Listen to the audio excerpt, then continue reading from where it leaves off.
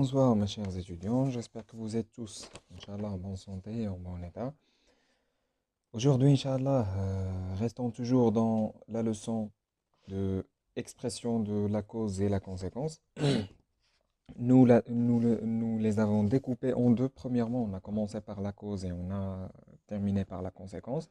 On sait bien que la relation entre la cause et la conséquence est une relation de liaison parce qu'on n'a pas une conséquence si on n'a pas une cause. Et d'ailleurs, on n'a pas toujours la cause donne comme résultat une conséquence. Très bien.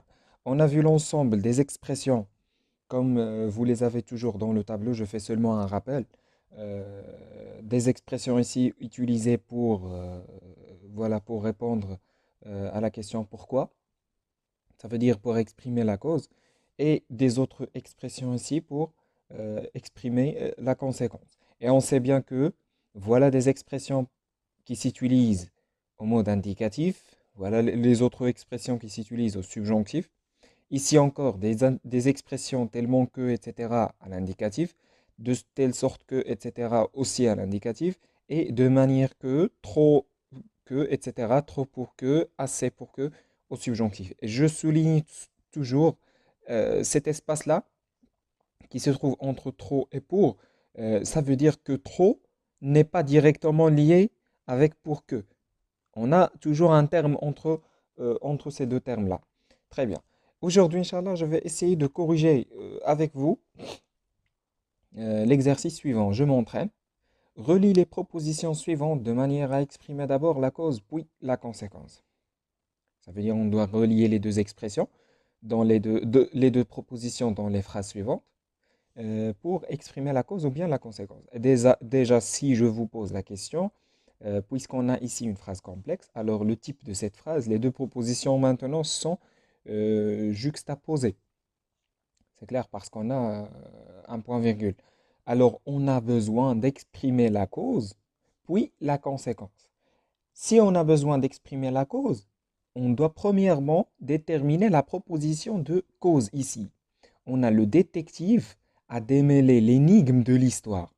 Pourquoi? Parce qu'il est intelligent. Alors voilà la cause et voilà la conséquence. Si on veut exprimer la cause, l'expression de cause doit être ici. Si on veut exprimer la conséquence, l'expression de conséquence doit être avant la subordonnée de conséquence. Alors on va prendre par hasard une expression de cause, par exemple comme, on va commencer par comme. Alors comme,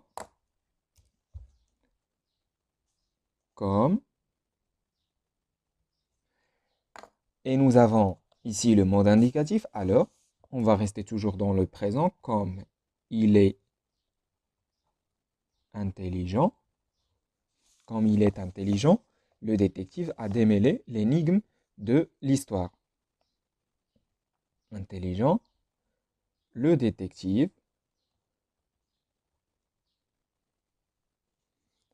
a démêlé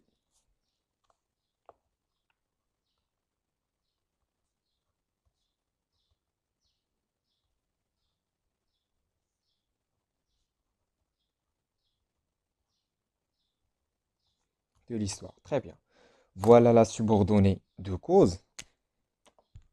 Voilà la subordonnée de cause et la subordonnée de conséquence. Ça veut dire, puisque il est intelligent, le détective a démêlé l'énigme de l'histoire. Très bien. On va passer à la deuxième phrase. Le criminel a été condamné à 12 ans de prison. Il a commis un meurtre odieux. Très bien. Ou bien, non, non, on va rester toujours dans la première phrase. J'ai oublié, on doit exprimer la conséquence. Alors, la conséquence. Prenons par exemple si, si que. Voilà. On a la conséquence, c'est le détective a démêlé l'énigme de l'histoire. Et l'expression de conséquence, c'est, par exemple, on prend si que. Très bien. Alors, on va dire, il est si intelligent que le détective a démêlé l'histoire. Ou bien, le détective est si intelligent qu'il a démêlé l'énigme de l'histoire. C'est clair? Alors, le détective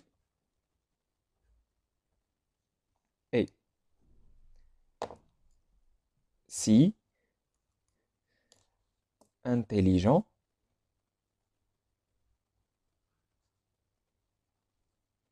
que, puisqu'on a une voyelle, alors on ne va pas mettre le E à la fin, qu'il a démêlé l'énigme de l'histoire. Très bien. Passons maintenant à la deuxième. Deuxième phrase. Deuxième phrase. Le criminel a été condamné à 12 ans de prison. Il a commis un meurtre odieux. Alors, on doit distinguer entre la proposition de cause et la conséquence. Je vous indique toujours que la cause, par exemple, on va indiquer la cause par la couleur rose et la conséquence par la couleur jaune. Alors, la cause dans la première phrase, c'est il est intelligent. Et la cause dans la deuxième phrase, le criminel a été condamné à 12 ans de prison. Pourquoi? Parce qu'il a commis un meurtre odieux. Très bien.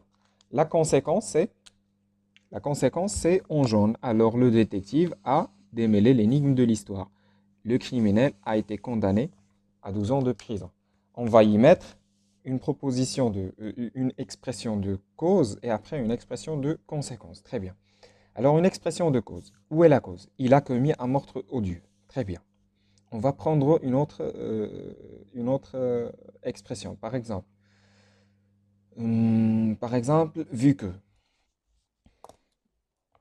vu qu'il a commis un meurtre odieux, le criminel a été condamné à 12 ans de prison. Ou bien on change le pronom par le criminel, le sujet. Vu que le criminel a commis un meurtre odieux, il a été condamné à 12 ans de prison.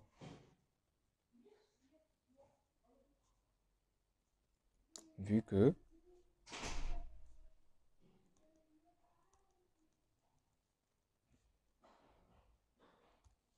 a commis un meurtre, a commis un meurtre odieux. Et on termine. Le criminel, on ne va pas la répéter, il a été condamné à 12 ans de, de prison. Très bien.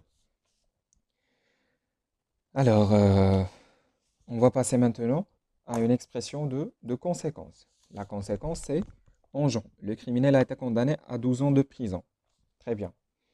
On a toujours répondu à la question quelles conséquences. Alors, il a commis un meurtre odieux. Quelles conséquences ou bien quel est le résultat? C'est la condamnation à 12 ans de prison.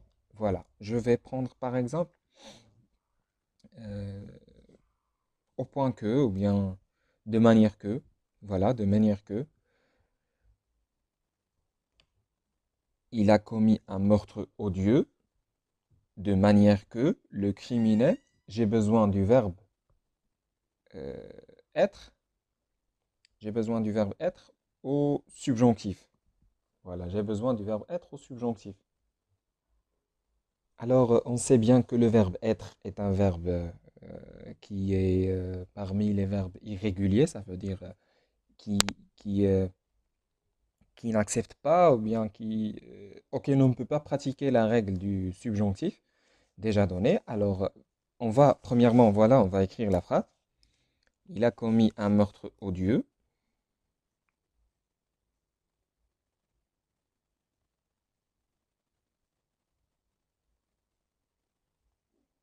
Il a commis un meurtre odieux. Voilà, on a choisi l'expression par exemple de manière que.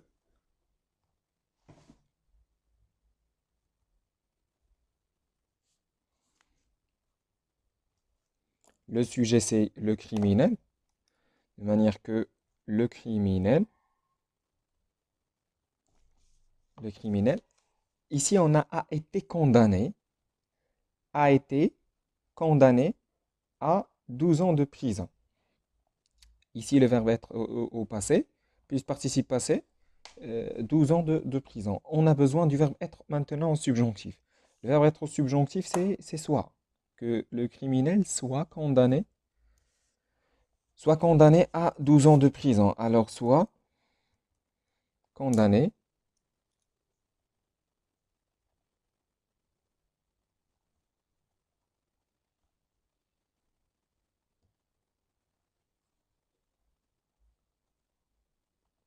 de prison. Voilà. Il a commis un meurtre odieux de manière que le criminel soit condamné à 12 ans de prison. Parce que ici, nous avons de manière que est toujours suivi d'un subjonctif. Très bien. J'espère que vous avez bien compris maintenant ces phrases. Je vais vous donner les trois autres phrases comme exercice pour les faire, mais pour vous aider, je vais essayer de vous déterminer la cause, ça veut dire la phrase causale et la phrase de conséquence. On a toujours dit que la cause c'est en rose et la conséquence c'est en jaune. On va commencer par la cause. Le coupable ne peut pas être un homme. Sur la scène de crime, on distingue des traces de chaussures de femme. Alors pourquoi le coupable ne peut pas être un homme? Parce que sur la scène de crime, on distingue des traces de chaussures de femme. Voilà. Alors la cause c'est en rose. La cause en rose. Il a commis un meurtre odieux. Très bien. La cause c'est en rose. Il sait bien que ce n'est pas lui qui a commis ce crime. Pourquoi l'accuses-tu à tort? Ou bien tu sais bien que ce n'est pas lui qui a commis ce crime. Pourquoi l'accuses-tu à tort? Euh, Ça, c'est le résultat. Et ça, c'est la cause. Attendez. Tu sais bien que ce n'est pas lui qui a commis ce crime. Pourquoi l'accuses-tu à tort? Mhm. On peut dire, par exemple, pourquoi l'accuses-tu à tort alors que tu sais bien que ce n'est pas lui qui a commis ce crime? Puisque tu sais bien, c'est pas lui. Voilà, voilà la cause. Voilà. Ça s'est passé vite. Personne n'a pu déterminer les causes exactes de l'explosion. Voilà la cause. Ça s'est passé vite. Très bien. Ce qui reste, c'est la conséquence. Voilà. Pourquoi l'accuses-tu à tort? Et personne n'a pu déterminer les causes exactes de l'explosion. Alors, vous, comme devoir, vous avez le devoir de faire, par exemple, les trois phrases, de faire la même chose. Ça veut dire exprimer la cause une première fois et d'exprimer la conséquence pour une deuxième fois, Inch'Allah. Essayez, s'il vous plaît, de faire l'exercice. J'espère bien que vous avez compris la façon et la manière avec laquelle vous allez le faire. Pour le deuxième exercice, exprime des relations de cause à effet entre les faits suivants. Il a résolu cette énigme. Le témoin avait l'intention de brouiller les pistes de l'enquête. Les enquêteurs ont trouvé ses empreintes sur le lieu du crime.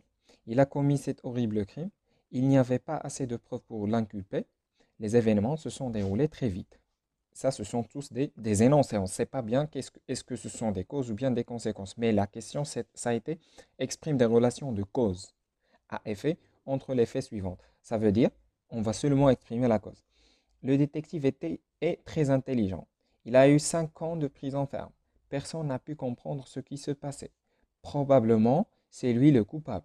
L'affaire a été classée, ce qui fait de lui un suspect. Alors, on a comme exercice de relier entre ces causes-là et ces conséquences. C'est clair? Vous devez relier entre les causes et les conséquences exactes. Et après, dans une phrase, vous devez utiliser une expression de cause, d'ici pour relier entre les deux phrases. Pour éliminer, ça veut dire les points et les lignes. Merci beaucoup. S'il vous plaît, vous me faites, Inch'Allah, l'exercice. Je vais vous annoncer une autre vidéo dans laquelle je vais terminer la correction des trois phrases et cet exercice. Merci beaucoup. On se voit, Inch'Allah, dans la vidéo prochaine.